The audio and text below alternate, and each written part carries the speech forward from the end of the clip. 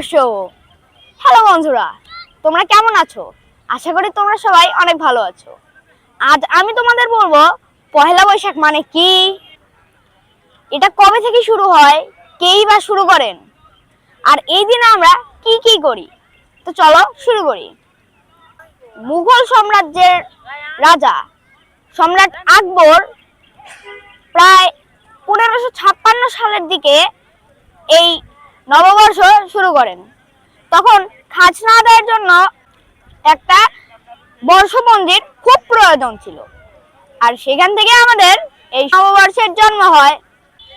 এই দিনে আমরা সবাই নতুন জামা কাপড় পরি, আত্মীয় স্বজনদের শুভেচ্ছা জানাই, পরস্পরে বলি শুভ নববর্ষ। আমরা একটি বিশেষ খাবার খাই, সেটা হলো পান্তা ইলিশ।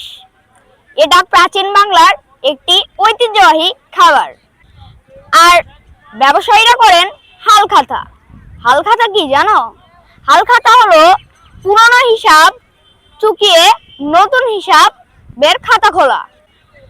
এছাড়াও মেলা হয়, মেলায় মুখোশ, হাতি, ঘোড়া, বেলুন অনেক কিছুই পাওয়া যায়, মাটির হাড়ি, খেলনাপাতি। তো বন্ধুরা, আজ তোমাদের সাথে এত দূরই আমরা আলোচনা করলাম। এরপরে তোমাদের আবার দেখা হবে এর পরের ভিডিওতে।